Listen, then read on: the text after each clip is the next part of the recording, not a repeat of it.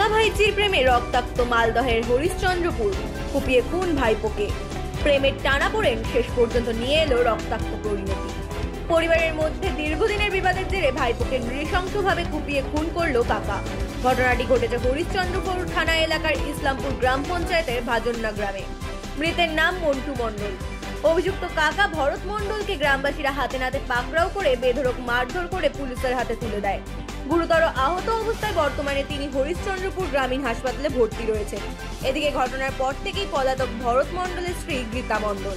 স্থানীয় সূত্রে জানা গিয়েছে মন্টু মণ্ডলের 3 মেয়ে ও 1 ছেলে। মন্টুর 1 মেয়ের সঙ্গে তার কাকা ভরত মণ্ডলের ছেলের প্রেমের সম্পর্ক গড়ে ওঠে। সম্পর্কে তারা কাকা ভাইজি সম্পর্কে। এই প্রেমের সম্পর্ক নিয়ে এই দুই পরিবারের মধ্যে দীর্ঘদিন ধরে অশান্তি চলছিল।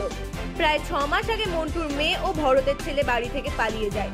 কিছুদিন আগে মন্টুর মেয়ে বাড়ি ফিরে এলেও ভরতের ছেলে আর ফেরেনি। এই ঘটনাকে কেন্দ্র করেই দুই পরিবারের মধ্যে ফের বিবাদ শুরু হয়।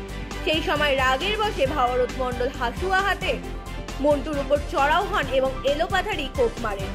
পেটে, বুকে ও গলায় একাধিক জায়গায় গভীর আঘাত লাগে মন্টুর।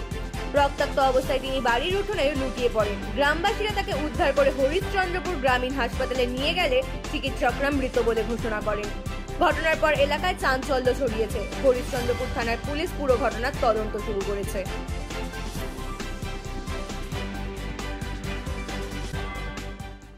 কিভাবে এই ঘটনা ঘটলো, কি হয়েছিল? কিভাবে আমরা যা যা বলছিলাম বেটা, যা যা ঝগড়া করছি যে একটা দুটা, আমার দেওটা যে আমাকে মারলো ধাক্কা কিনা, ওই জন্য আমার ছেলেটা বলতে গেল কি আমার মাকে কেন ধাক্কা মারলি, ওই জন্য আমার বেটাটা আগিয়ে গেল, ও হাসুয়া ঝেড়ে দিল বেটা আমার বেটার গালা রে।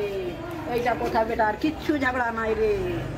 এইটা না, গন্ডগোল আগে থেকে আছে। মানে কি নিয়ে গন্ডগোল ছিল? গন্ডগোল কি নিয়ে আছে, ওর আমার নিজের দেওরের বেটা আমার পতিনটাকে নিয়ে পালিয়ে গেছে।